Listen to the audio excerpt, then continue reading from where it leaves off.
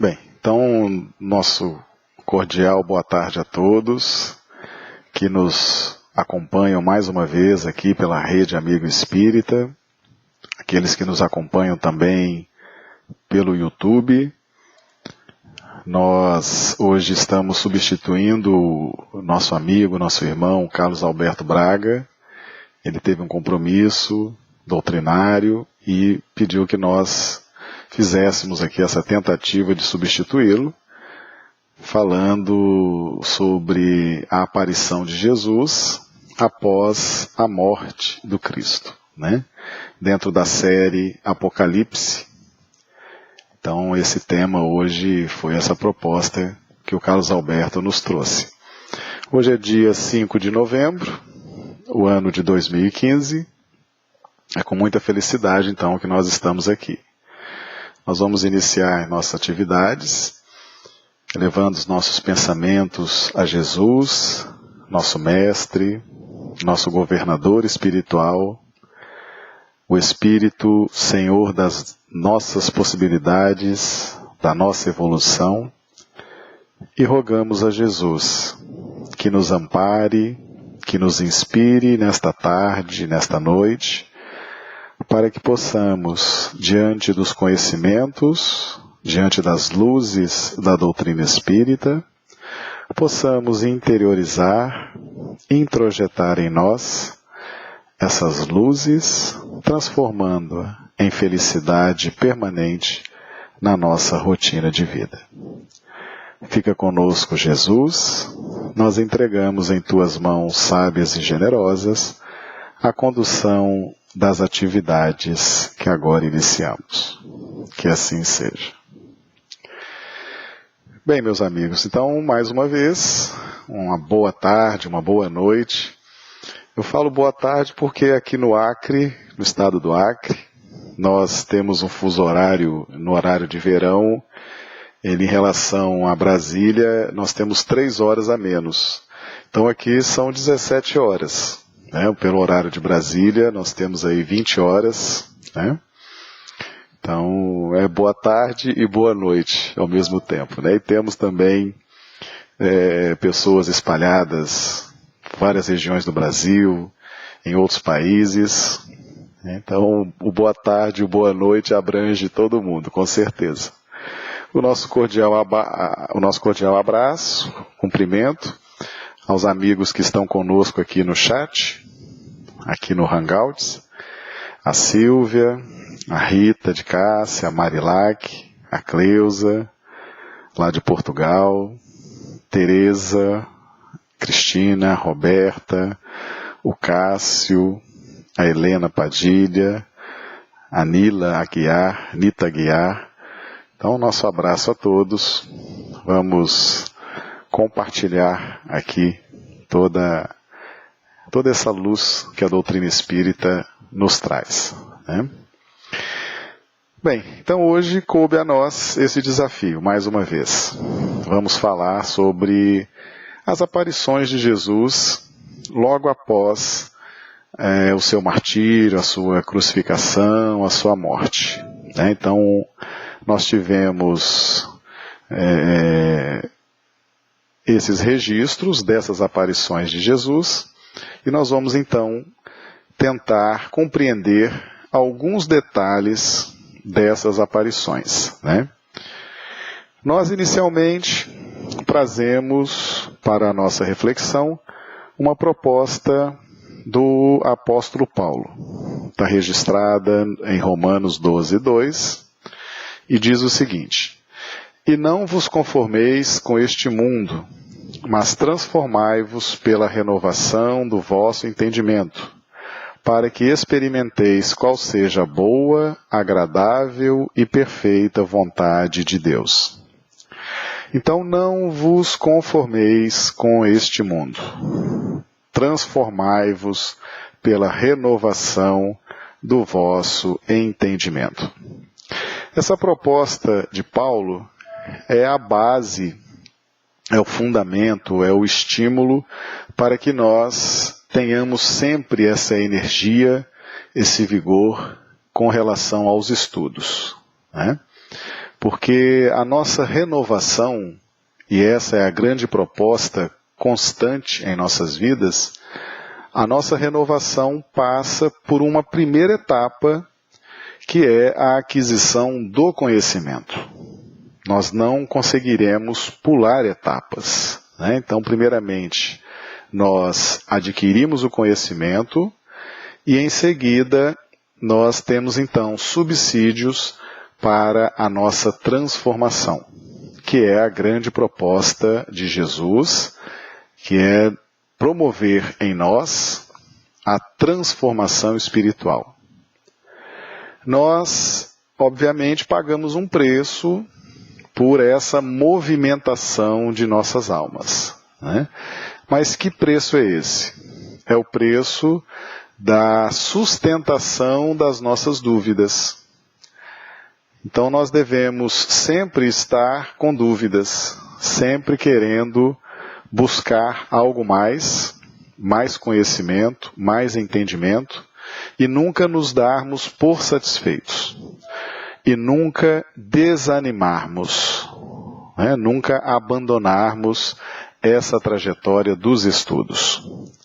Muitas vezes, pela falta do estudo, isso vai levando a pessoa a se tornar um palpiteiro, né? Ela quer participar, por exemplo, numa casa espírita, dentro do movimento espírita, ela quer participar, mas ela não tem o ânimo nem o vigor para o estudo.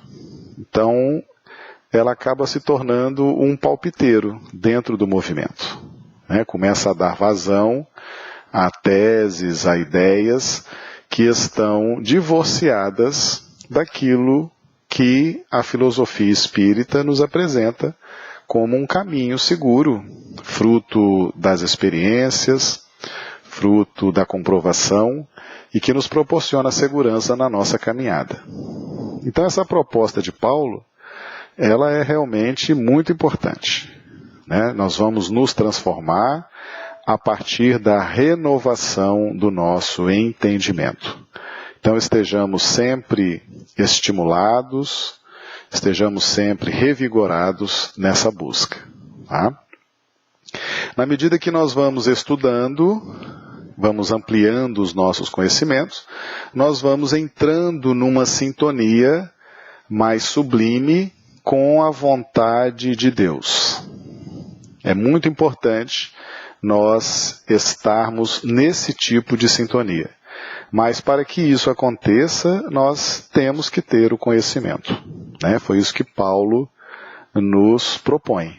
Adquirir conhecimentos, promover a nossa transformação, para que possamos compreender qual era a boa, agradável vontade de Deus, né?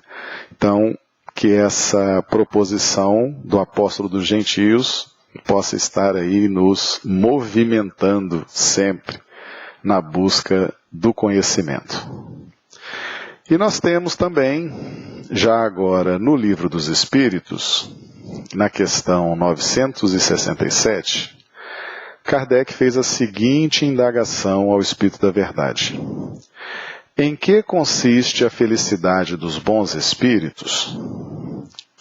E o Espírito da Verdade respondeu: em conhecerem todas as coisas. Essa resposta ela é mais longa, ela traz um rol de outras situações que produzem felicidade. Mas a resposta se abre dessa forma: em conhecerem todas as coisas. Então, quando nós fomos criados por Deus, a aquisição do conhecimento nos proporciona felicidade. Então, nós temos essa felicidade, ela está à nossa disposição e nós não devemos abrir mão dela. Muitas vezes nós, pela nossa invigilância, pela nossa negligência, nós abrimos mão dessa felicidade, que é a felicidade de conhecer todas as coisas. E para conhecer todas as coisas temos que estudar muito, estudar sempre, e estaremos sempre a partir dessa movimentação íntima estaremos então alcançando essa felicidade. E a felicidade gera segurança, a felicidade gera bem-estar, gera saúde, né? A gente sabe se defender, a gente sabe interagir socialmente, a gente aprende a se relacionar com a vida espiritual, com os espíritos. Isso tudo vai dando segurança, vai nos dando felicidade. Tá? Então que a gente não abra mão disso, né? Devemos estar sempre em busca desse tipo de felicidade, que é a felicidade do conhecimento. Existem outras felicidades por aí que o mundo oferece, mas são felicidades passageiras, efêmeras, que não produzem a verdadeira felicidade, né? Então estejamos bem conscientes disso também. Tá? Então nós vamos prosseguindo aqui nos nossos estudos, vamos caminhando, e nós vamos entender, já que estamos nesse contexto do Apocalipse, né? Nós trouxemos aqui um trecho do Apocalipse de João, está no capítulo 12, nos versículos de 9 a 11. Nesse trecho do Apocalipse, nós temos o momento, então temos o registro, em que surgiria a doutrina espírita entre nós, o Consolador prometido por Jesus. Então, vamos ler esse registro.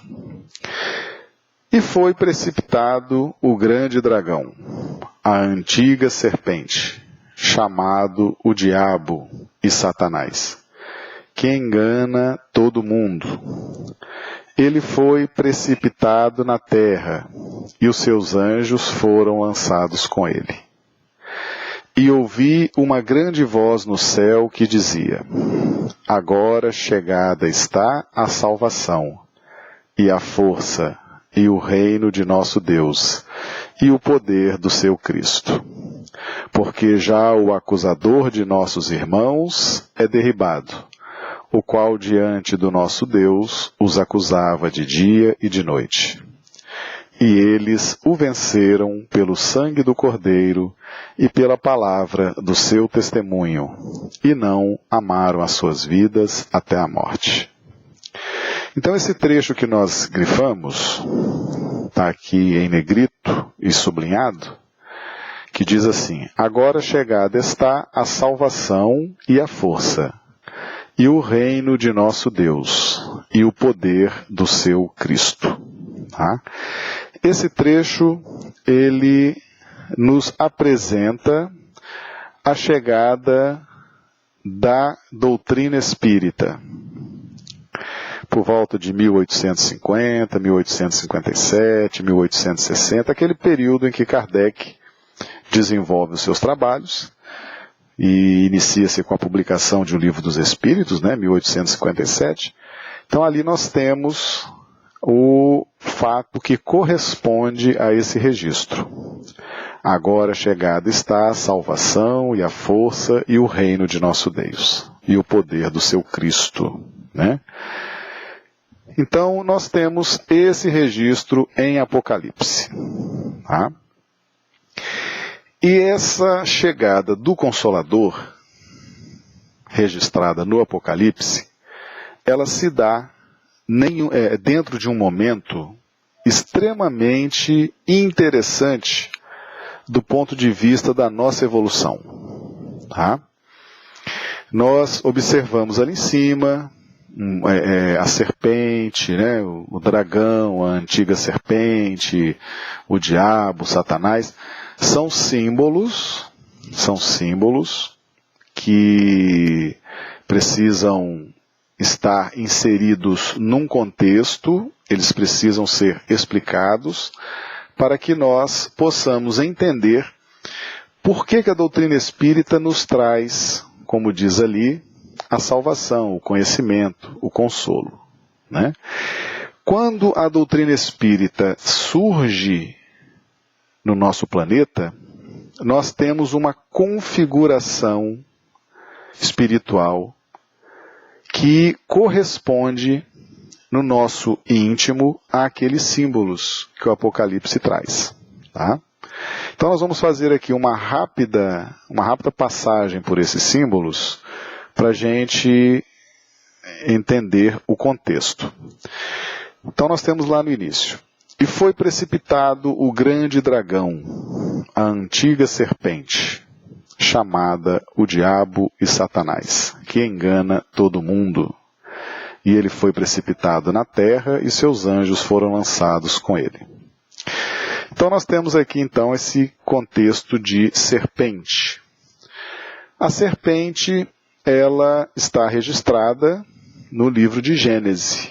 É a primeira vez que a serpente aparece no livro de Gênesis, escrita por Moisés. E a serpente é a animalha mais astuta de todos aqueles que Deus tinha criado. Né? Então a serpente, ela trava um contato com Eva. E a partir desse contato com Eva, nós temos então o desdobramento da história que está registrada lá em Gênesis. Eva então acaba comendo aquele fruto que Deus tinha dito para que eles não comessem. Eva come aquele fruto e ainda oferece para seu marido Adão. Ele também come o fruto. E depois tem todo aquele diálogo com Deus. Eles são expulsos do paraíso. Enfim, a serpente, ela depois vai se transformar no dragão. Então esse período de crescimento da serpente, a serpente vai tomando corpo, ela vai evoluindo e vai, depois agora ela é representada já como dragão. Né? Então ela deixa de ser serpente e passa a ser simbolizada agora por dragão. O que esses símbolos nos dizem? Esses símbolos nos dizem a nossa trajetória evolutiva. Nós estaremos sempre ganhando corpo na nossa evolução. Nós estaremos sempre crescendo. Estaremos sempre evoluindo. Estaremos sempre ampliando a nossa acuidade mental. A nossa capacidade mental. É a lei de evolução que nos impulsiona nessa direção. A direção, ela vai ser dada por nós, dentro de uma prerrogativa que nós temos, chamada livre-arbítrio. Nós temos essa prerrogativa de fazer escolhas, de dar o encaminhamento que entendemos ser o mais interessante, o mais viável em nossas vidas. Independentemente do caminho que nós escolhermos, nós teremos crescimento. E aí nós vamos lembrar da parábola do joio e do trigo, em que o trigo cresce junto com o joio, porque as condições de crescimento são as mesmas. A terra, o sol, a chuva, os cuidados, toda essa simbologia nos mostra que Deus dá as mesmas oportunidades de crescimento, de evolução, porque a lei é de evolução. A evolução nos impulsiona ao crescimento. Todavia, a direção que nós vamos adotar é que vai nos dar a resposta se nós estamos crescendo dentro de um caminho que nos é agradável e proveitoso ou dentro de um caminho que vai nos trazer consequências não tão agradáveis. Então essa trajetória da serpente se transformando em dragão é a trajetória da evolução espiritual. A evolução espiritual. Tá? Então, tudo que Deus criou, evolui. Tudo que Deus cria, cresce, evolui, toma corpo, amplia sua capacidade, amplia seus potenciais. A lei de evolução nos ensina isso. A doutrina espírita nos ensina isso quando nos traz a lei de evolução. Então a serpente se transforma em dragão. A serpente, Jesus trata a serpente, o dragão, o diabo, o Satanás, trata aquele que faz a opção de viver sustentando as suas ilusões. A ilusão, ela vai com o tempo, a ilusão, ela foi criada em nós como um instrumento de movimentação espiritual. Então, a ilusão surge durante a nossa evolução espiritual e ela vai nos apresentando algumas propostas e essas propostas vão então determinando nas nossas vidas as trajetórias que vamos executar. Então, a ilusão, ela precisa ser aperfeiçoada. A ilusão, ela nasce com esse potencial de ilusão e se aperfeiçoa no contexto que nós conhecemos por humildade. Então, a ilusão é essa energia que nos impulsiona, mas com o tempo ela precisa ser transubstanciada e então nós encontramos a humildade como uma resultante do amadurecimento dessa ilusão. A ilusão surge e com o tempo ela vai sendo trabalhada, muitas vezes pelo sofrimento, inclusive, para que então essa energia especificamente, chamada ilusão, vá se transformando em humildade. E o que é a humildade? A humildade é a nossa capacidade de reconhecer a nossa pequenez diante da grandeza do universo. Então, esse é o conceito de humildade, né? Nós muitas vezes precisamos efetivamente trabalhar esse conceito, porque nós às vezes queremos desenvolver a humildade, sabemos da importância da humildade, mas não temos uma referência conceitual, né? Imaginemos, por exemplo, que somos pessoas caridosas nas nossas casas espíritas, praticamos a caridade, né, damos um sacolão, servimos a sopa, aplicamos o passe, fazemos o atendimento fraterno, enfim, atendemos as pessoas. Nós temos essa caridade, mas muitas vezes podemos ser caridosos sem sermos humildes. Muitas vezes fazemos a caridade e, por exemplo, esperamos um reconhecimento. Queremos que a pessoa nos diga muito obrigado, que a pessoa nos diga que nós somos importantes na vida dela.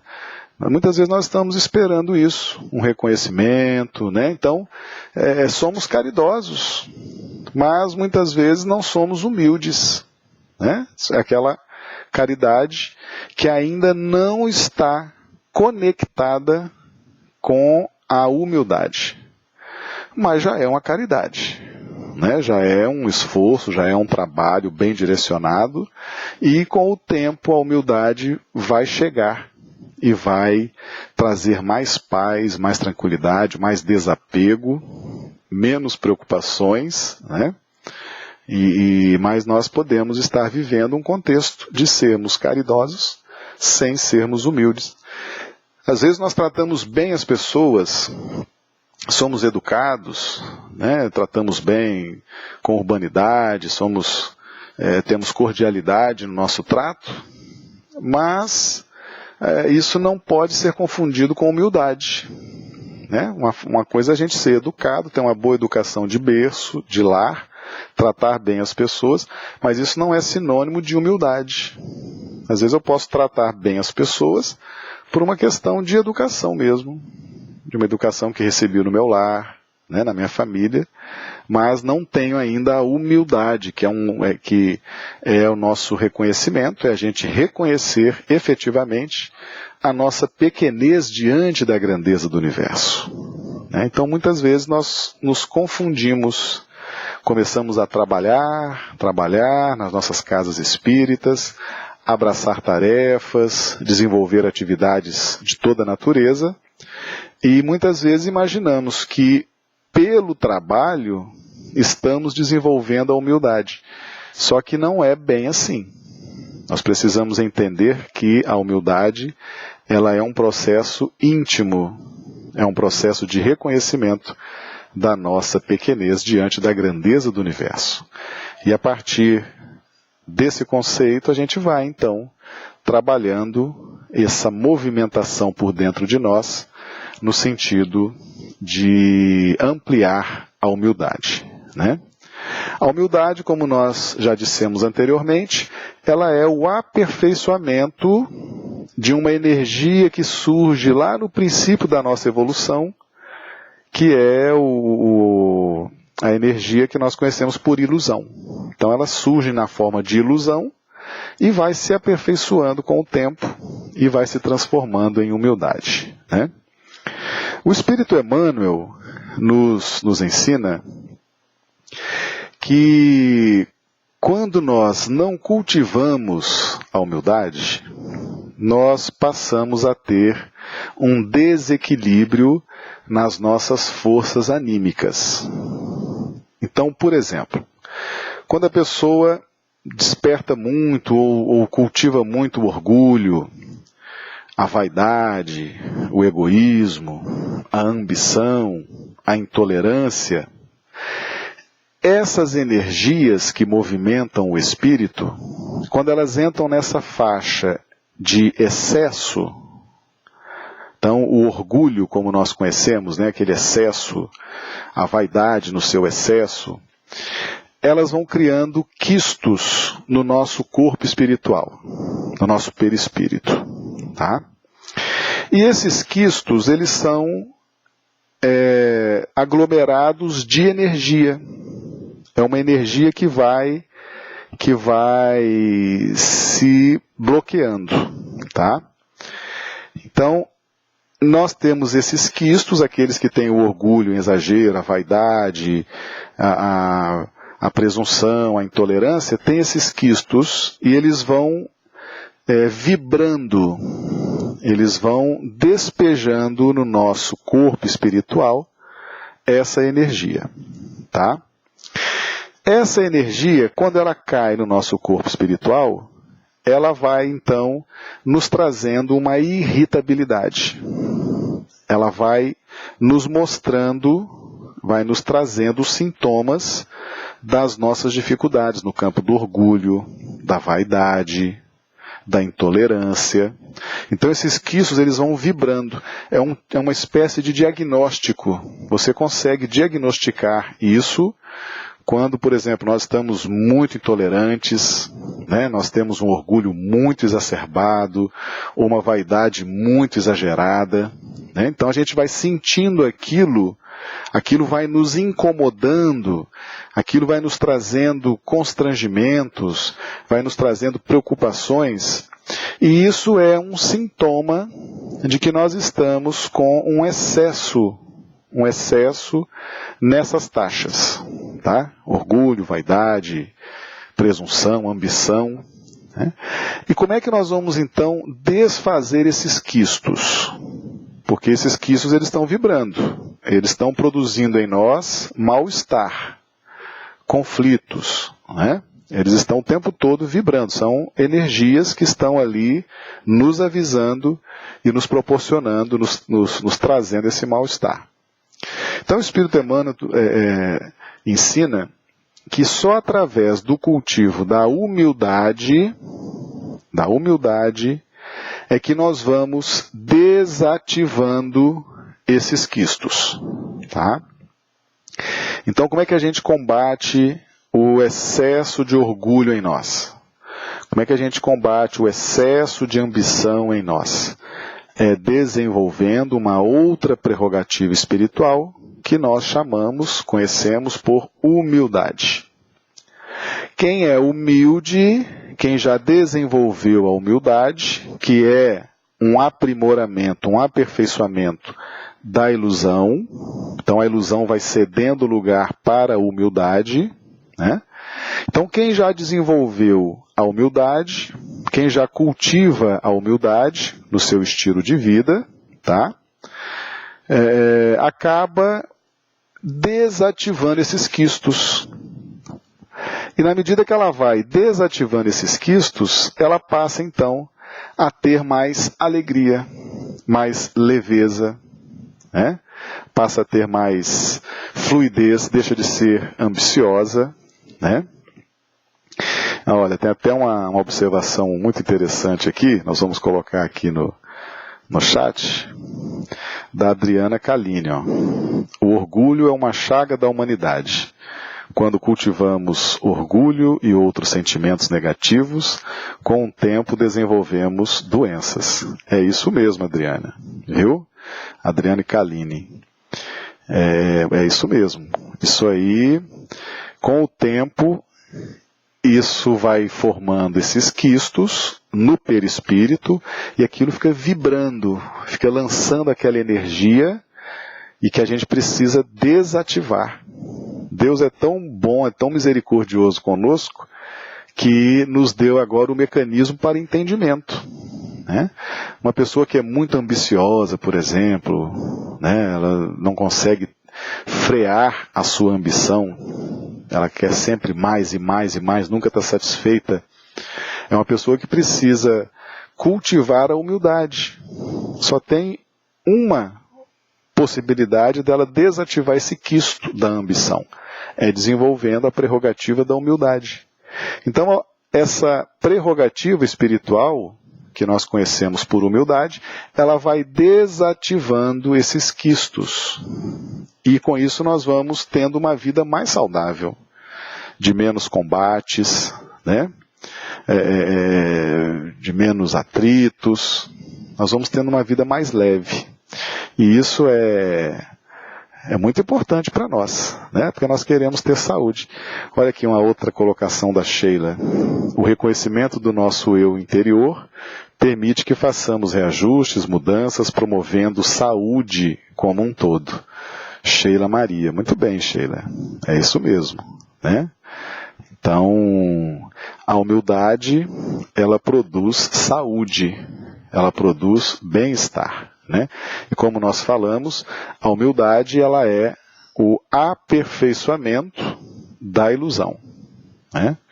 Então, normalmente, quando a pessoa é uma pessoa que cultiva muito a ilusão, a pessoa que tem uma ilusão constante, com várias situações amorosas, situações profissionais, situações da fé, né? Se a pessoa não substitui a ilusão, se ela não aperfeiçoa esse sentimento, trocando, substituindo, transubstanciando para a humildade, ela acaba desenvolvendo orgulho, vaidade, ambição, e aí fica realmente cada dia mais difícil. A pessoa entra num sistema, ela fecha um circuito de sofrimento, né?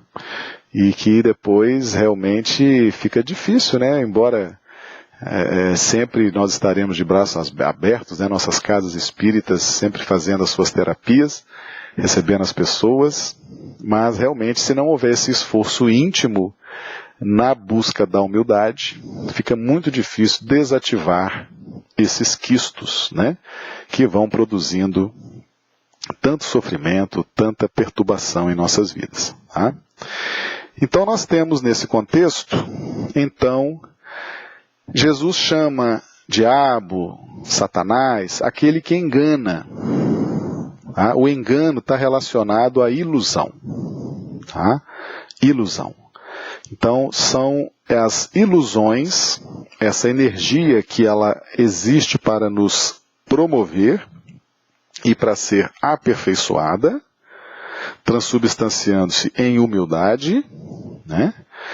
Então essa energia, Jesus chama ela de diabo, de Satanás, aquele que engana, né? Engana. Então, a serpente que se transformou em dragão são essas energias relacionadas à ilusão. Tá? Ilusão. Então, a ilusão, ela cresce, ela toma corpo no tempo, e ela vai então se transubstanciando de serpente para dragão. Nessa trajetória evolutiva, chega o momento em que é chegada a transição. A transição é aquilo que a parábola do joio e do trigo nos ensina, que o joio e o trigo crescem juntos, mas aí chega um momento em que eles vão ser, então, separados. Né? Vão ser separados. O trigo vai seguir um caminho mais harmonioso e o joio vai passar pelas situações de recapitulação. Tá? Esses momentos que antecedem essa separação, porque essa separação existem momentos que antecedem, momentos diferenciados. Como, por exemplo, nós estamos vivendo no nosso planeta agora um momento chamado transição. Nesse momento de transição, nós temos um momento diferenciado. Tá? É um momento em que nós estamos muito próximos desse contexto de termos desenvolvido nossas possibilidades anímicas numa direção que não foi, talvez, a mais adequada, a que nos estivesse nos proporcionando mais felicidade. Então, muitos de nós desenvolveu dentro de nós sentimentos no campo das ilusões, né? Então, essa serpente se transformou em dragão. Então, são esses sentimentos, essas ilusões que tomaram corpo, que cresceram, que hoje, praticamente, nós estamos tentando resolver essas questões, né? E quando a gente atinge esse ponto, e que isso tudo precisa passar por uma revisão, nós precisamos de ter uma fundamentação filosófica, teórica, capaz de nos dar suporte para entendermos o processo. E é aí então que surge a doutrina espírita como suporte para esse momento. Foi necessário que as ciências avançassem, que as filosofias, que o direito, que a engenharia, que a física, enfim, houve todo um avanço no campo da ciência, no campo da filosofia, houve um avanço no campo da religião, né? Nós tivemos a Reforma Protestante, que Emmanuel nos fala que foi um movimento precursor para a chegada da doutrina espírita, né? Então nós tivemos avanço em várias áreas. Com isso, a doutrina espírita chega ao mundo com essa finalidade, principalmente, de trazer subsídios, trazer conhecimentos, para que nós possamos, em tomando posse desses conhecimentos, em adquirindo, em aperfeiçoando os nossos estudos, aperfeiçoando os nossos conhecimentos, pudéssemos então vivenciar a transformação dessas nossas potencialidades anímicas. Então o momento é de transformação. E a nossa referência filosófica é a doutrina espírita. Então isso aqui está registrado no Apocalipse, né? No momento de maior crise, de maior dificuldade, quando nós já estamos nos saturando de tantos equívocos, de tantos erros, a gente vem em trajetórias de vários equívocos, são reencarnações e mais reencarnações, nos equivocando, trazendo para nós essa necessidade de revisão, para que a gente possa então promover essa libertação e continuar numa trajetória evolutiva segura. Então a doutrina espírita chega nesse momento crítico.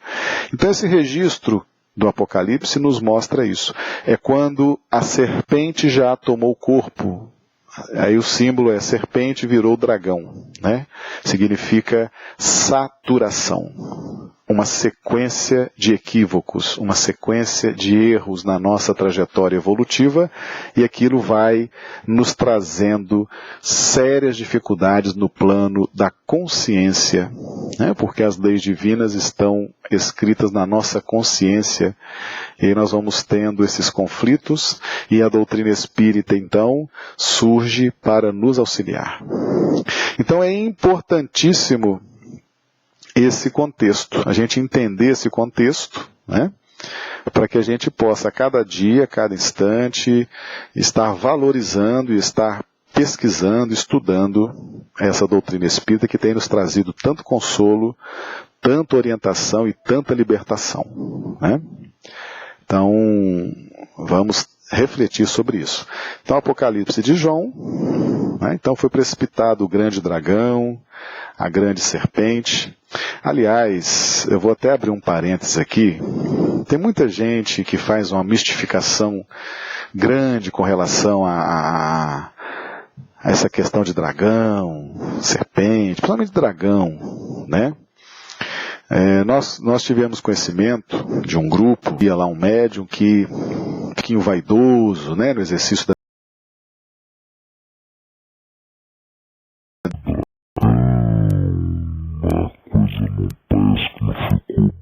compreendida, não ficou bem entendida, né?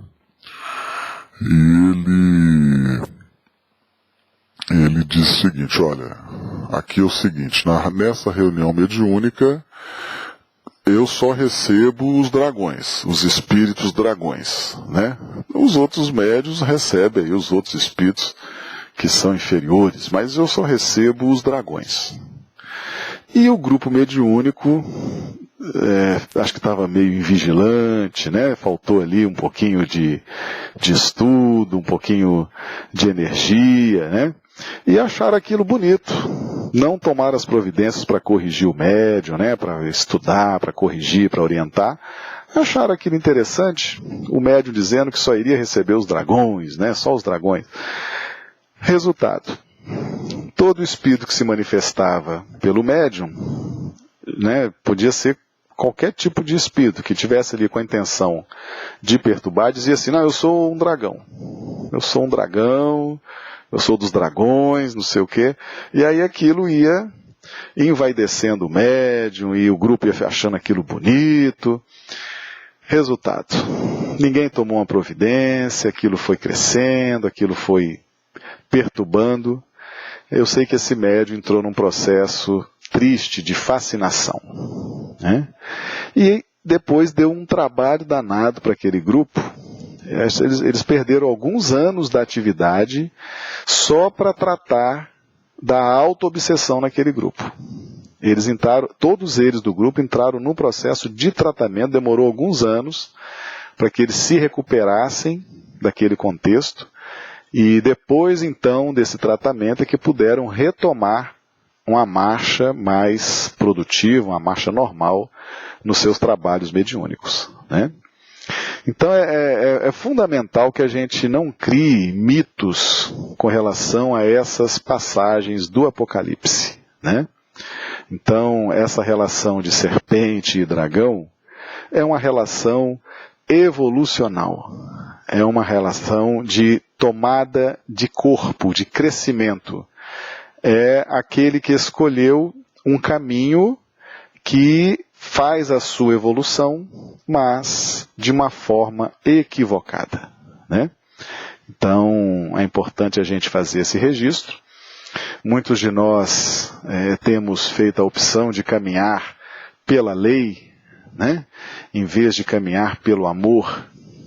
Nós queremos a lei, queremos o código de condutas, queremos o olho por olho, dente por dente, né? Quando Jesus já nos propõe a caminhada pelo amor, né? O amor cobre uma multidão de pecados. Mas nós queremos ali caminhar pela lei. Aquele que caminha pela lei é aquele que vai pagar ceitil por ceitil. Né? Daí não sairás enquanto não pagares o último ceitil. Né? Então, quando a gente escolhe andar pela lei, quando a gente não adere aos caminhos do amor, que é o caminho do perdão, de fazer ao outro o que gostaria que o outro fizesse a você, né? Então, quando a gente não adere ao caminho do amor, a gente vai pelo caminho da lei. E aí, realmente, tem que pagar ceitil por ceitil, quando nós endurecemos o nosso coração, porque quando a gente muda a nossa postura, a lei se torna também menos rigorosa conosco, né? Os rigores da lei são para os corações empedernidos, para os corações duros. Esses sofrem os rigores da lei. Né? Aqueles que já aderiram ao caminho do amor, que estão com o Cristo, o amor cobre uma multidão de pecados. Né? Então a gente precisa tirar de uma vez por todas essa concepção equivocada dessa questão envolvendo serpente, dragão. Isso são linhas evolutivas em que nós nos aperfeiçoamos, mas dentro de uma trajetória que precisa agora ser modificada, né? Ser aperfeiçoada. Tá? Então a gente traz esse contexto para ilustrar e para nos trazer aqui temos aqui uma participação. Vamos aqui colocar no nós, humanidade, é que precisamos dar forma semelhante à nossa até Deus, mas já estamos evoluindo graças à doutrina. Sheila Maria, né? Muito, muito interessante também. É isso mesmo, Sheila. É isso mesmo. Muito, muito obrigado pela sua participação. Aqui o Simplício Oliveira também. Faltou uma das principais características ensinadas por Jesus, que é a humildade para o nosso progresso. Né? Exatamente, Simplício. É isso que nós estamos aqui trazendo, a importância da humildade, né? A humildade que vai desativar esses quistos no perispírito. A Cleusa Maria Lau Severino, segundo a doutrina espírita, Satanás não é um ser distinto, pois Deus não tem rival com quem possa medir-se. Poder contra poder. Satã é a personificação alegórica do mal e de todos os maus espíritos. Exatamente, Cleusa. Muito boa também sua colocação. Muito obrigado aí pela participação de todos, né? Então nós temos esse contexto, tá? Essa questão do Apocalipse para a gente refletir. Então que a gente vire essa página, né? A gente vê hoje muito sensacionalismo em torno desses símbolos, né? E isso perturba as pessoas.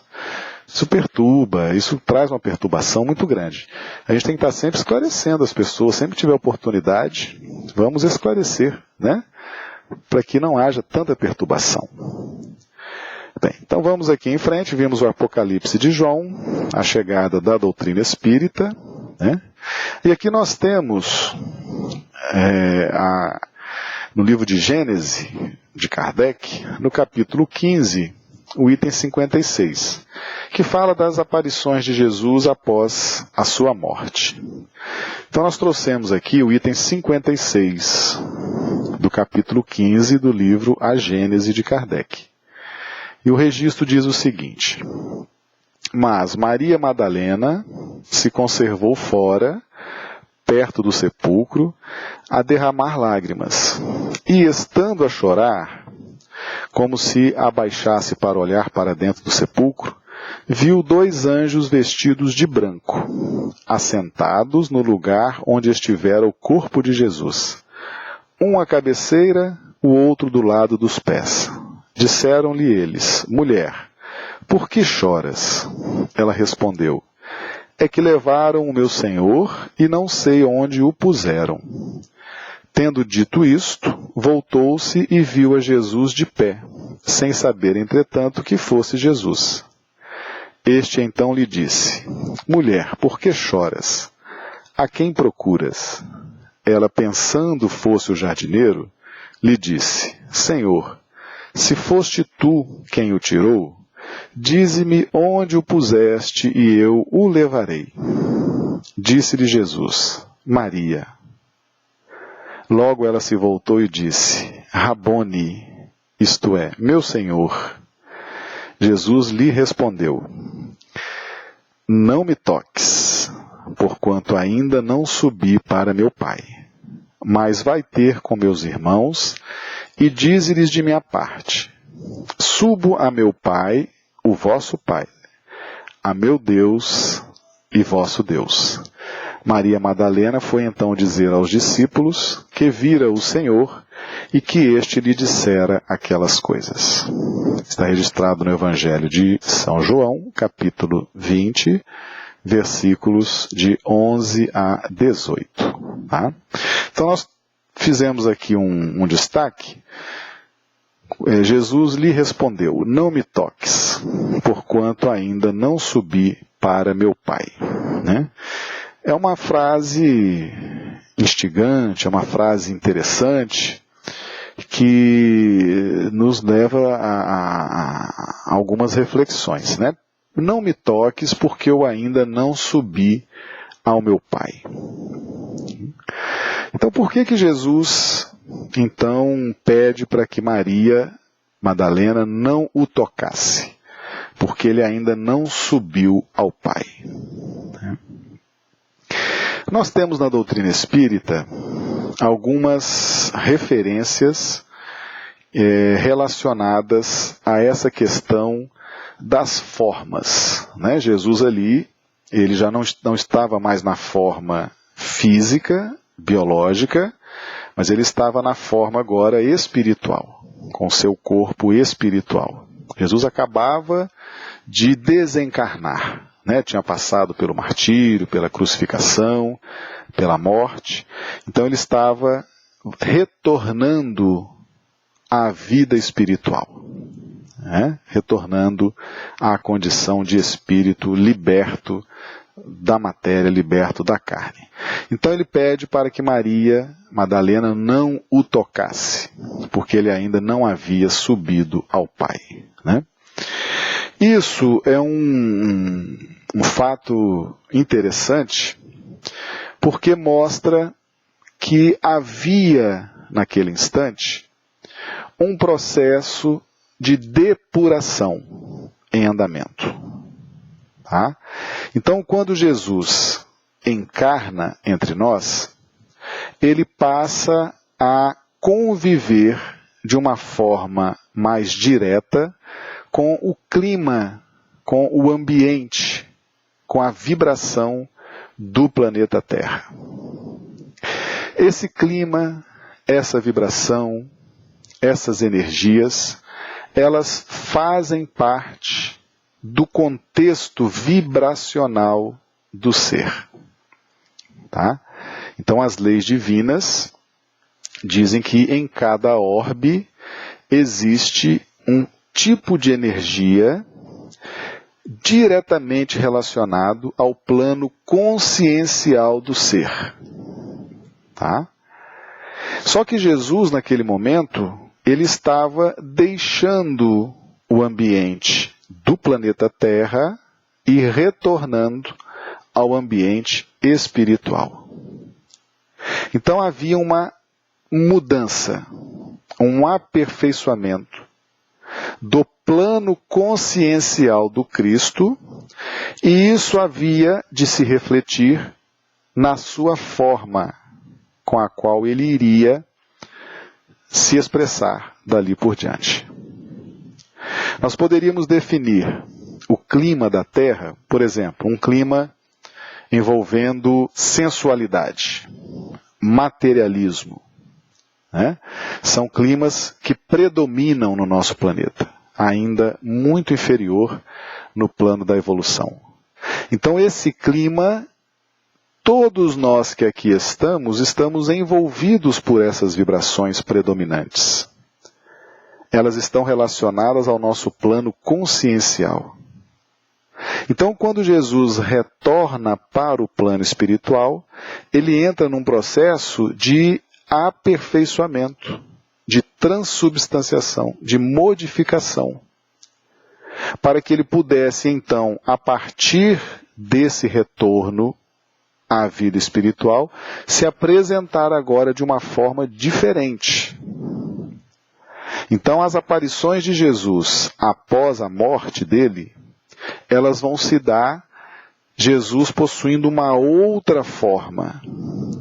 Essa outra forma não é apenas uma forma física do perispírito, é uma forma também consciencial. É um Jesus diferente na forma de expressar, na vibração, no sentimento, né? Porque o plano consciencial do Cristo é infinitamente superior ao nosso plano consciencial. E para que ele pudesse se expressar, ele precisava subir ao Pai. O que é subir ao Pai? É despojar-se desse clima predominante do planeta Terra. Esse processo, ele é um processo natural.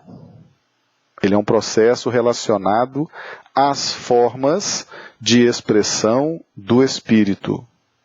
E as formas de expressão do Espírito têm relação direta com o plano consciencial do Espírito.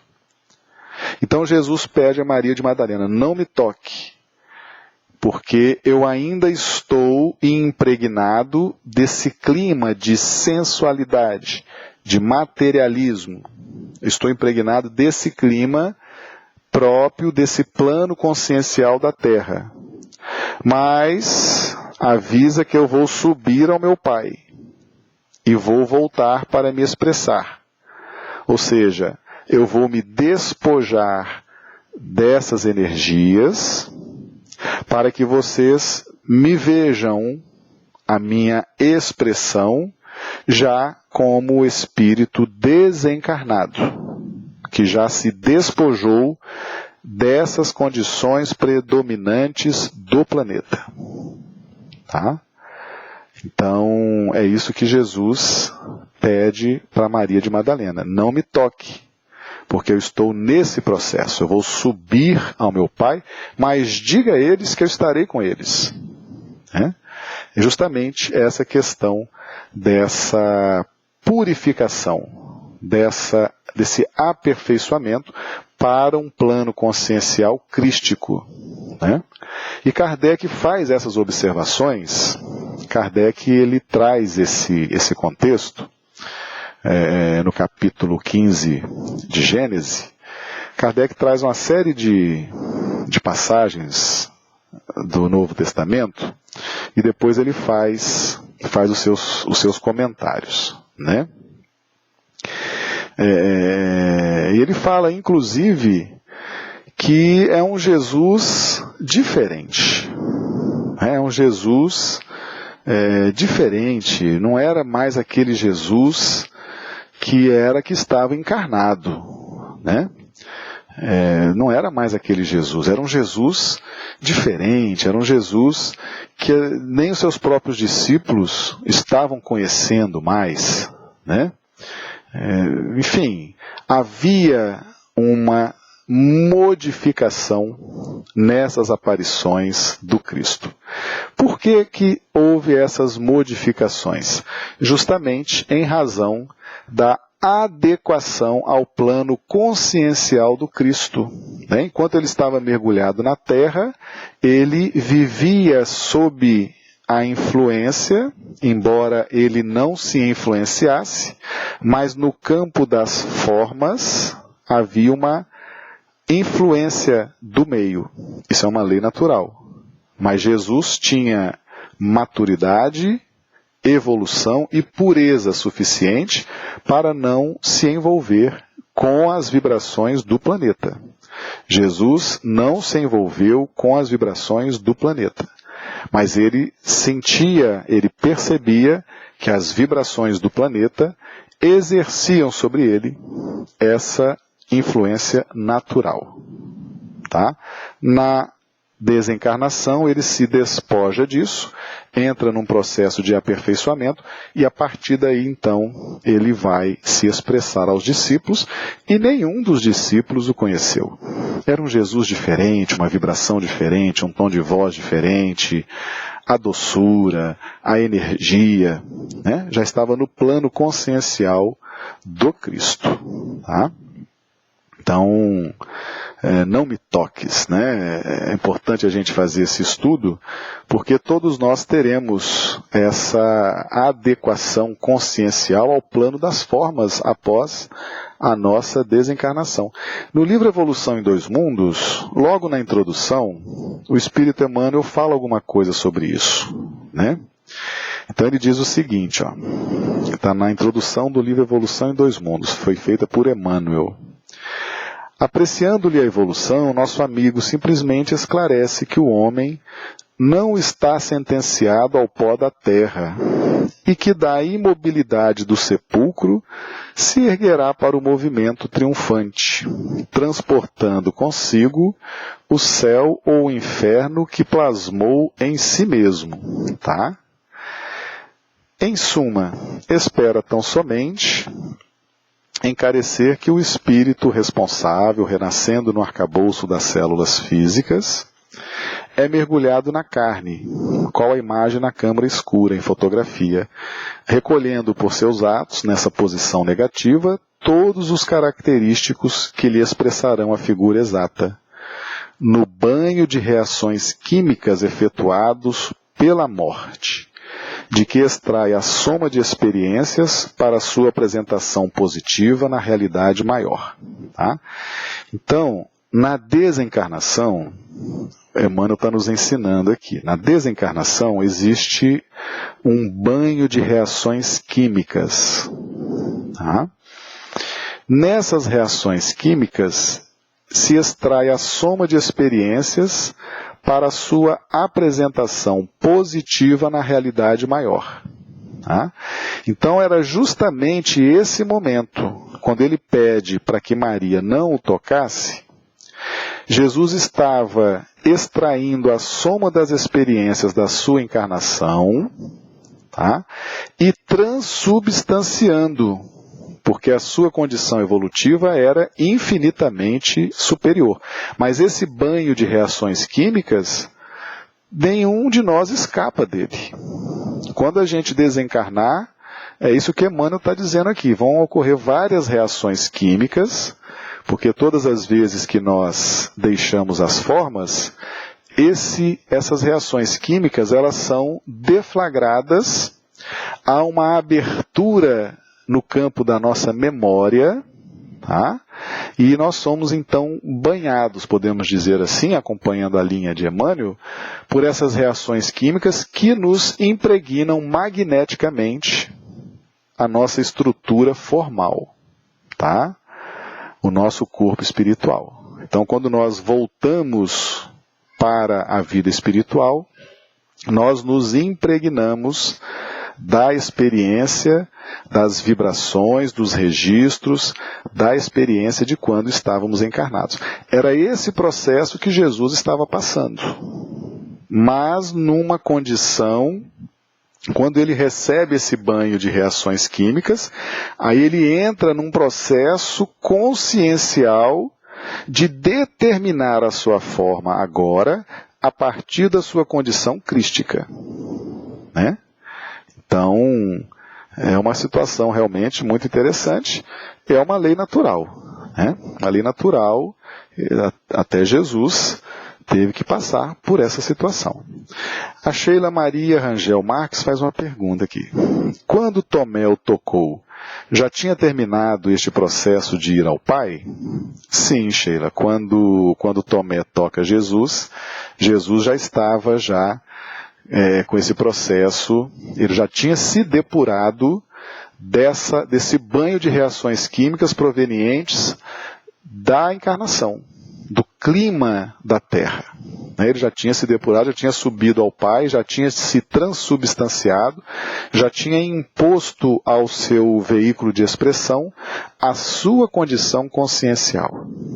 Tanto que ele se deixou tocar ele já estava pronto, ele já estava harmonizado o seu veículo de expressão com a sua condição consciencial crística, né? Então ali ele já se permitiu ser tocado, sem nenhum problema, mas naquele primeiro momento ele não permitiu que Maria de Madalena o tocasse, né? Então, a pergunta da Sheila também muito, muito interessante. Então Emmanuel nos traz esse contexto, tá? E também no livro Evolução em Dois Mundos, no capítulo 2, fala do corpo espiritual, que é o retrato do corpo mental. Então tem esse registro aqui pelo Espírito André Luiz, tá? Todas as alterações que apresenta depois do estágio berço-túmulo verificam-se na base da conduta espiritual da criatura, que se despede do arcabouço terrestre para continuar a jornada evolutiva nos domínios da experiência. Tá? Então, ó, todas as alterações que apresenta depois do estágio berço-túmulo verificam-se na base da conduta espiritual da criatura. Tá? Então, alterações de quê? Do veículo de expressão, do corpo espiritual. Então, a conduta espiritual vai determinar as alterações no corpo espiritual. Nós temos informações que a doutrina espírita nos trouxe, que para que Jesus encarnasse entre nós, ele precisou de aproximadamente 2000 anos de preparação, para que ele pudesse se adaptar, né? Ele é um Cristo, está numa esfera crística, há muitas moradas na casa do Pai. A morada de Jesus é uma morada dos Cristos, né? Então, para que ele encarnasse aqui conosco, algo em torno de 2000 anos para o processo de adaptação das suas formas, né, do seu contexto físio-psíquico-somático, para que ele pudesse estar aqui entre nós, na crosta desse planeta. Então é natural que o processo inverso também tenha demandado um certo tempo, né? Se Jesus demorou quase 2000 anos da sua condição crística para estar encarnado entre nós, né? Então é natural que realmente precisasse de um certo tempo, mas nós não temos informação precisa de quanto foi esse tempo, mas é natural que realmente, após a sua desencarnação, ele fosse aos poucos retomando a sua condição crística, né, na plenitude, inclusive com reflexos no campo das formas, no campo da expressão, né? Porque a conduta espiritual de Jesus é irrepreensível, é um espírito puro, então é natural que haja que seja necessário um certo tempo, né, para que isso acontecesse. Então a gente começa a entender por que ele pede que Maria de Madalena não o tocasse, mas depois permite que Tomé o toque, né? E aqui nós temos, dentro dessa questão das formas, a questão dos centros vitais, tá? Também está no livro Evolução em Dois Mundos, já que nós estamos fazendo essa análise, né, das aparições de Jesus, um Jesus que se apresenta com um veículo de expressão diferente, nós vamos entender que é a partir dos centros de força que há todo um controle desse corpo espiritual. Então está no capítulo 2, Corpo Espiritual, Centros Vitais, no livro Evolução em Dois Mundos. Foi ditado pelo Espírito André Luiz, a psicografia foi de Chico Xavier e Valdo Vieira. É assim que, regendo a atividade funcional dos órgãos relacionados pela fisiologia terrena, nele identificamos o centro coronário, instalado na região central do cérebro, sede da mente, centro que assimila os estímulos do plano superior e orienta a forma. Então, a forma de Jesus, uma atuação muito intensa do centro coronário. O movimento, a estabilidade, o metabolismo orgânico e a vida consciencial da alma encarnada ou desencarnada. No caso de Jesus, estava desencarnado. Nas cintas de aprendizado que lhe corresponde no abrigo planetário. Olha que termo interessante. Nas cintas de aprendizado que lhe corresponde no abrigo planetário. Ou seja, cada planeta tem a sua vibração específica. Tá? Então, o centro coronário assimila os estímulos do plano superior. É quando Jesus fala, eu vou subir ao Pai para assimilar os estímulos do seu plano, né, o plano crístico, e orientar a forma. Então é quando Jesus vai então modificando a sua forma, tá? E vai deixando para trás essas cintas de aprendizado que lhes correspondia no abrigo planetário. Ele vai deixando as energias da Terra, própria da Terra, que essas energias nos alcançam a todos nós. Ele foi se despojando disso e foi assimilando os estímulos do plano superior. Tá? Então, cada planeta tem a sua energia típica, predominante. Tá? Aí nós temos também o centro cerebral, continuando a questão dos centros vitais, né? Desses centros secundários, entrelaçados no psicossoma e, consequentemente, no corpo físico, por redes plexiformes, destacamos o centro cerebral, contíguo ao coronário, com influência decisiva sobre os demais, governando o córtice encefálico na sustentação dos sentidos, marcando as atividades das glândulas endócrinas, e administrando o sistema nervoso em toda a sua organização, coordenação, atividade e mecanismo, desde os neurônios sensitivos até as células efetoras. Então, todos esses centros vitais em plena atividade para adequar o corpo espiritual de Jesus, despojando-o das energias do planeta e assimilando as energias do plano superior, que é o seu plano, o plano de espírito puro. Né? O centro laríngeo, controlando notadamente a respiração e a fonação, o centro cardíaco, dirigindo a emotividade e a circulação das forças de base, o centro esplênico, determinando todas as atividades em que se exprime o sistema hemático dentro das variações de meio e volume sanguíneo. Aí, para encerrar, o centro gástrico, responsabilizando-se pela digestão e absorção dos alimentos densos ou menos densos, que de qualquer forma representam concentrados fluídicos penetrando a organização, e o centro genésico, guiando a modelagem de novas formas entre os homens, ou estabelecimento de estímulos criadores, com vistas ao trabalho, à associação e à realização entre as almas. Tá? Só para a gente fazer aqui, depois nós vamos retomar esses textos. Então nós vimos que esses 7 centros de força em plena atividade, para que Jesus pudesse então ir se despojando da energia planetária e assimilando a energia do plano superior, ao qual ele já tinha sua consciência vinculada. Né? Então havia uma movimentação energética muito grande, então é natural que Jesus pedisse que Maria de Madalena não o tocasse. Né, até para servir para nós como material didático, né? Até que ele utilizou esse momento para nos ensinar, né? Para nos trazer esse contexto dessa depuração, dessa adequação do plano consciencial ao veículo de expressão. Né? Muito interessante. Jesus desencarnado, continua mestre e mais mestre ainda, né? Nos ensinando cada vez e melhor. Né?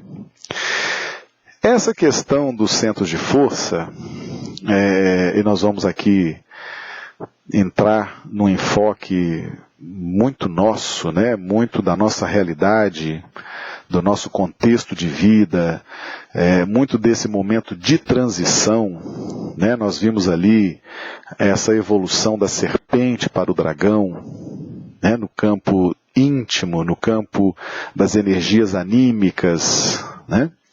Isso tudo gera conexões em razão da lei de interdependência, né? Tudo aquilo que nós produzimos por dentro de nós é passível de se expressar pelo pensamento, pelas ondas mentais e, consequentemente, entrar em rota de interseção com outras rotas mentais, com outros espíritos, com outros seres, né? Então isso é uma lei, chama lei de interdependência ou de influenciação recíproca, né? Então todos nós estamos passíveis dessas sintonias, que elas estão na pauta daquilo que sentimos e pensamos, tá? Então está diretamente relacionado. Então nós temos um contexto extremamente interessante que nós vamos trazer aqui agora, vamos tentar explorar esse contexto. Nós temos no Evangelho de Mateus, Mateus capítulo 12, versículo 43 a 45. Diz o seguinte: quando um espírito imundo sai de um homem, passa por lugares áridos procurando descanso. Como não o encontra, diz: voltarei para a casa de onde saí. Chegando, encontra a casa desocupada, varrida e em ordem. Então vai e traz consigo outros 7 espíritos, piores do que ele, e entrando passam a viver ali.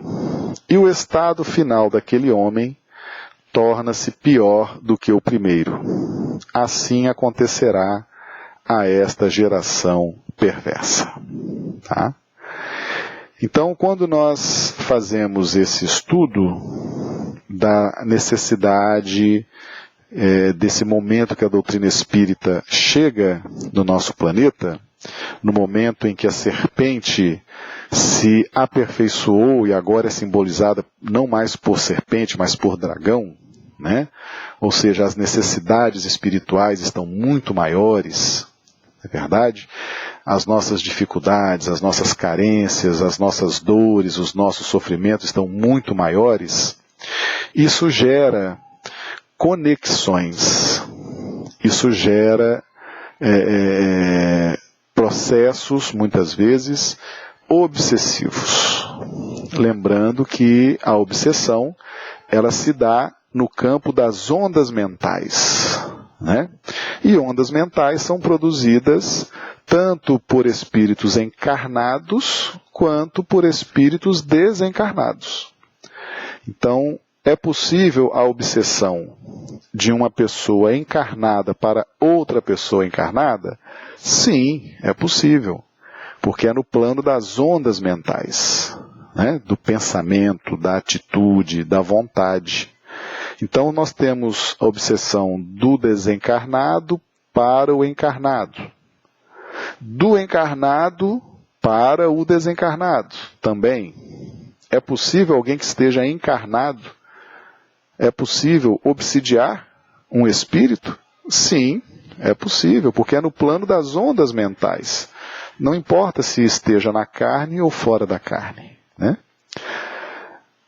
A auto-obsessão também é possível? Sim, porque nós temos um mecanismo de intercâmbio da mente com o espírito, né? Nós já tivemos a oportunidade de falar aqui, aquele diálogo de Jesus com Nicodemos, né? Para ver o reino de Deus, depois para entrar no reino de Deus. Então, ver o reino de Deus é ter conhecimento. Então, nós precisamos ter conexões íntimas para ligar a nossa casa mental ao nosso conjunto espiritual. Quando nós conseguimos adentrar, introjetar esses conhecimentos, nós passamos então a alinhar a mente com o espírito e deixamos para trás vários conflitos, né? Pois bem, então nós temos a referência desse texto. Então esses 7 espíritos, nós fizemos aqui sublinhamos, né? 7 espíritos. Então vai e traz consigo outros 7 espíritos piores do que ele, e entrando passam a viver ali. Tá? É curioso, né? Esse número 7. É curioso. Por que 7 espíritos, né? E na prática nós vamos vendo que a obsessão, os adversários espirituais, os processos obsessivos, eles vão se renovando, né? O próprio Espírito Emmanuel nos diz que até os nossos adversários Deus vai renovando, né? Quando nós estamos mais bem evangelizados, preparados, Deus permite que a gente tenha contato com adversários do passado, que estão desencarnados, para que a gente possa resolver a questão, resolve aquela questão, daqui a pouco surge um novo contexto com esses adversários, né? Então, essas questões desse contato com inimigos, com adversários, são questões que vão se renovando de acordo com a necessidade de evolução do indivíduo, né? Então, esse número 7 espíritos, ele surge aí de uma forma simbólica, né? Surge de uma forma simbólica. E o texto nos diz que a situação da pessoa, né, e o estado final daquele homem torna-se pior do que o primeiro, né? Então, a questão dos 7 espíritos e o estado final daquele homem torna-se pior do que o primeiro. Nós temos no livro O Consolador, foi ditado por Emmanuel, a psicografia de Chico Xavier.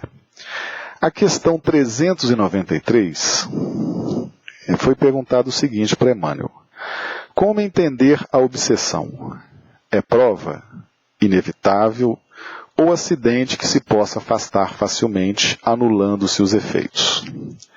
Aí Emmanuel responde: a obsessão é sempre uma prova, nunca um acontecimento eventual. No seu exame, contudo, precisamos considerar os méritos da vítima e a dispensa da misericórdia divina a todos os que sofrem. Tá? Então, a obsessão é uma prova. E a prova, ela exige, para que o aluno seja aprovado na prova, é necessário que ele estude, né? Que ele estude. Aí a gente volta lá aquela primeira assertiva lá do apóstolo Paulo, né? Vamos nos renovar pelo entendimento, pelo conhecimento, né?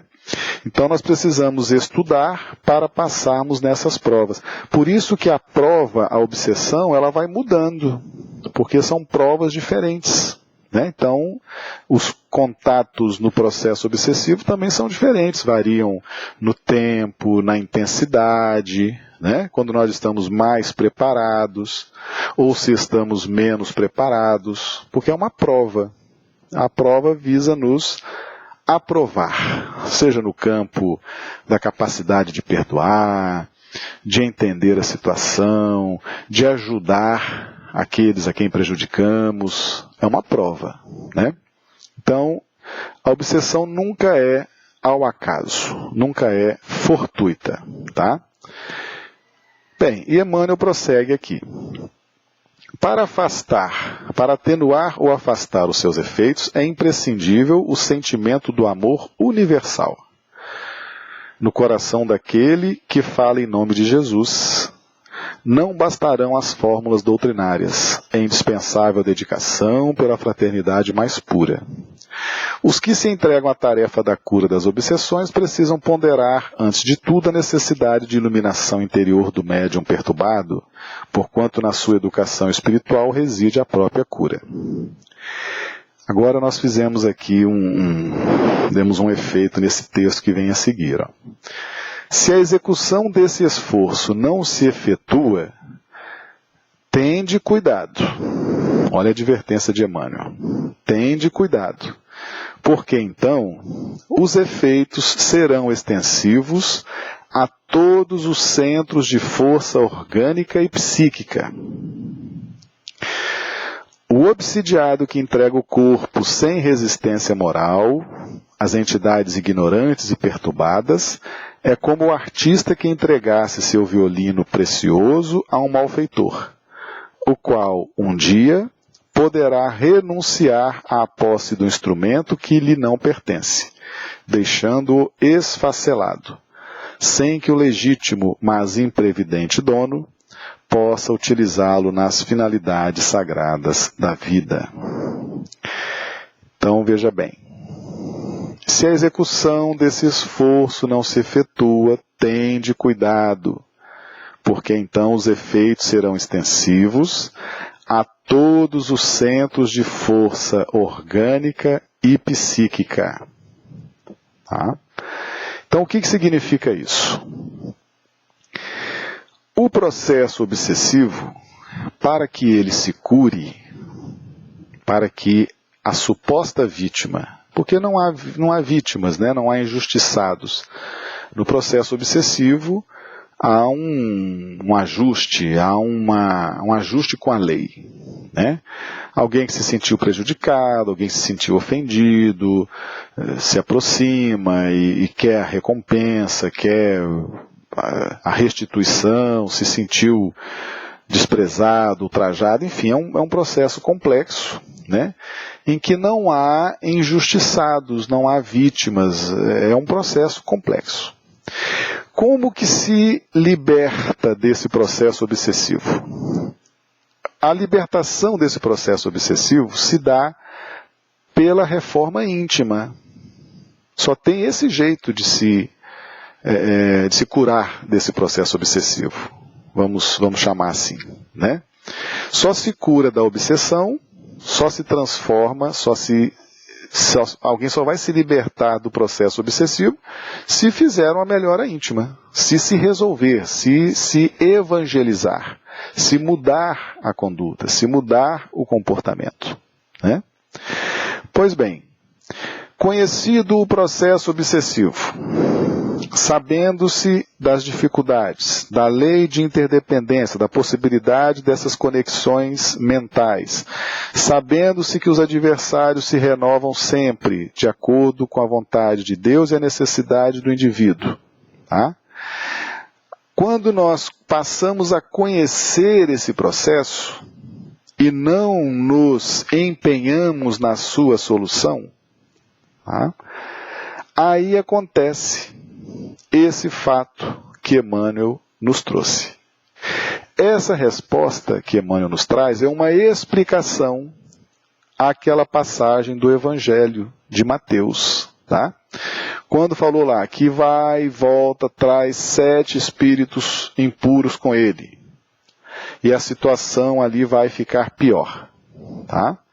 Quando o Evangelho de Mateus nos ensina isso, tá? Vamos voltar lá para a gente trabalhar com bastante precisão esse detalhe, né?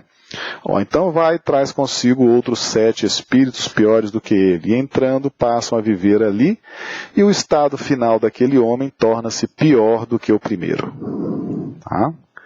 E aí Emmanuel vem nos trazendo a chave para o entendimento dessa passagem. Se a execução desse esforço não se efetua, tende cuidado, porque então os efeitos serão extensivos a todos os centros de força orgânica e psíquica. Quais são os centros de força orgânica e psíquica? São 7 centros vitais. Centro coronário, centro cerebral, laríngeo, cardíaco, esplênico, gástrico e o centro genésico. Tá?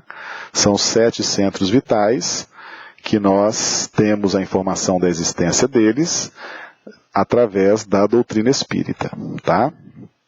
Então, se nós não nos cuidamos, se nós não nos renovamos, o processo obsessivo vai se estendendo e atinge os 7 centros de força.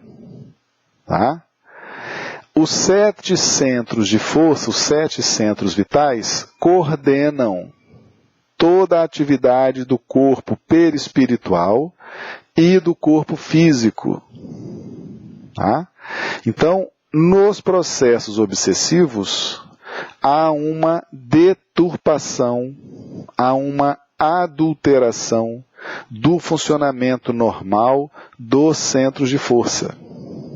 Então a pessoa adoece, fica indisposta, começa a aparecer doença, disfunções, má circulação, o estresse, porque todos os centros de força estão contaminados pelo processo obsessivo. E são esses 7 centros de força que fazem o controle da nossa saúde perispiritual e da saúde biológica. Tá? Então, a volta daqueles 7 espíritos, na verdade, quando o processo obsessivo se prolonga, quando ele não é tratado, quando o obsidiado não resolve evangelizar-se, melhorar-se intimamente, ele vai então contagiar os seus 7 centros de força. Tá? Que o Evangelho traz simbolicamente como sendo 7 espíritos que vêm para perturbar o obsidiado. Né? É um contexto simbólico. Tá? É um contexto simbólico, é um número simbólico. Porque esses 7 que o Evangelho traz é uma explicação de Jesus ensinando que os 7 centros de força, e Jesus iria explicar isso mais tarde, com o Consolador, como realmente ele fez. Né? E Emmanuel traz isso aqui também no livro O Consolador. André Luiz já trouxe no livro Evolução em 2 Mundos, dizendo que são 7, né? E bate exatamente com o Evangelho de Mateus. Esses 7 espíritos, 7 centros de força, e a situação do obsidiado fica muito pior. Né? É onde nós encontramos as pessoas adoecendo, em razão do processo obsessivo. Né? Kardec fala que, inclusive, quando a obsessão é muito prolongada, é necessário um longo período de tratamento magnético para a recuperação dos tecidos sutis do corpo espiritual. Né? Então é muito interessante a gente aprofundar nessa questão, né? Porque quando nós entendemos que a doutrina espírita vem justamente nos trazer esses subsídios, para que a gente possa entender, às vezes nós estamos vivenciando nas nossas casas espíritas, a pessoa chega às vezes obsidiada, às vezes ela não consegue nem entrar andando na nossa casa espírita. Às vezes ela vem se arrastando, pendurada em alguém, ela está com o rosto estranho, não consegue se movimentar, está com dores.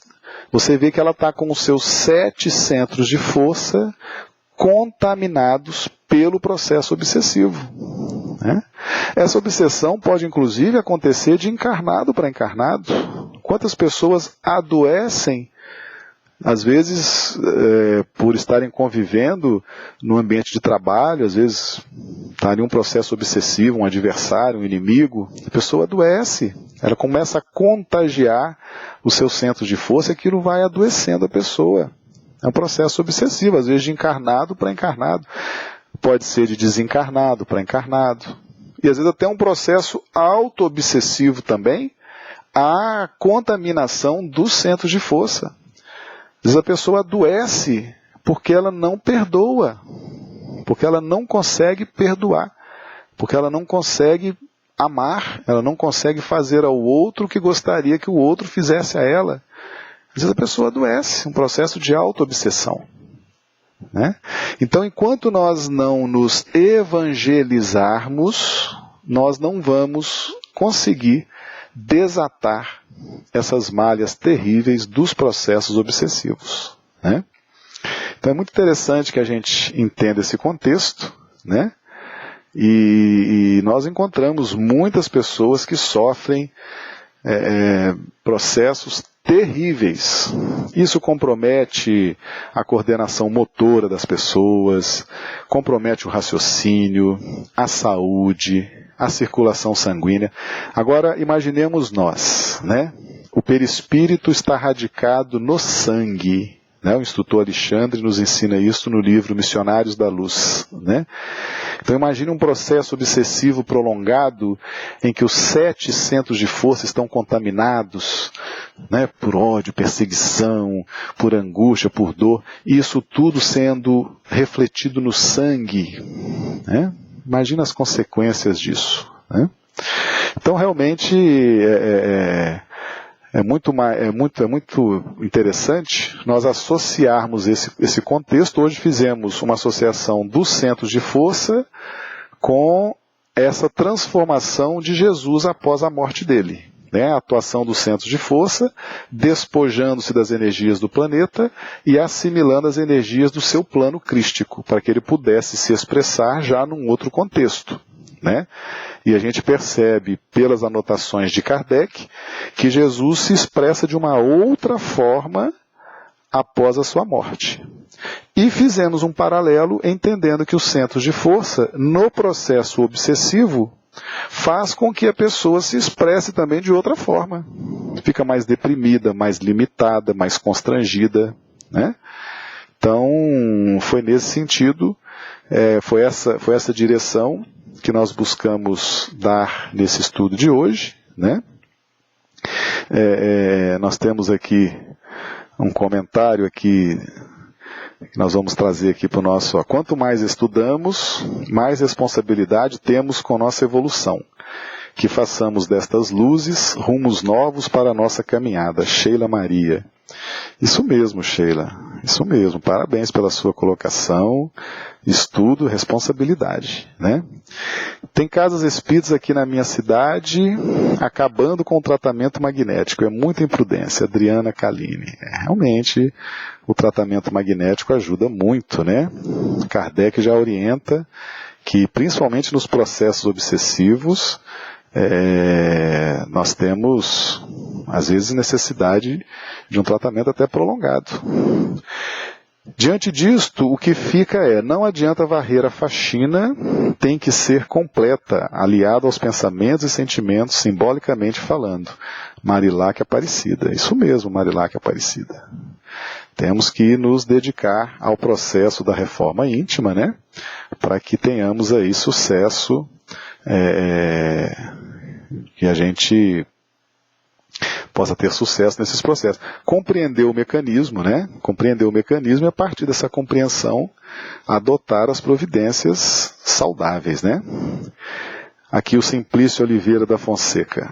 O importante é que provavelmente nossa evolução não começou, nem acaba aqui. Muitas oportunidades virão, cabe-nos, né, procurar aproveitar o máximo de cada uma delas. Isso mesmo, Simplício. Muito boa sua colocação, muito obrigado, é isso mesmo, né? Temos que aproveitar as oportunidades. E a doutrina espírita vem nos trazer esses conhecimentos para que a gente possa, então, trabalhar com tranquilidade, com lucidez, na busca da nossa evolução, né? Meus amigos, o nosso tempo está chegando ao final. Nós agradecemos a todos aqueles que estiveram aqui conosco na sala, participando, colocando as suas mensagens no chat, aqueles que nos acompanham pelo YouTube. É uma alegria muito grande poder partilhar desses conhecimentos que a doutrina espírita nos oferece, nos consolando, nos ajudando, nos impulsionando para que a gente atinja a harmonia, a paz, a alegria que todos desejamos, né? Nós agradecemos a Jesus, nosso governador espiritual, por todas as oportunidades que Ele tem oferecido a cada um de nós. Rogamos a Deus que revigore a nossa fé, que nós saibamos perseverar até o fim, né? E de nossa parte, esperamos ter sido úteis. É um desafio muito grande, é praticamente impossível substituir o Carlos Alberto, uma pessoa muito querida, um excepcional expositor com profundos conhecimentos, mas a gente, dentro das nossas limitações, esperamos ter sido úteis aos amigos e esperamos nos rever em breve, né? No sábado agora, estaremos realizando os estudos dos exilados de Capela, a segunda parte, né? 4 horas, horário de Brasília, né? Fica feito então o convite, e assim a gente vai nos despedindo. Que Jesus nos abençoe, Que Jesus nos inspire hoje e sempre. Muito obrigado. Que Deus nos abençoe.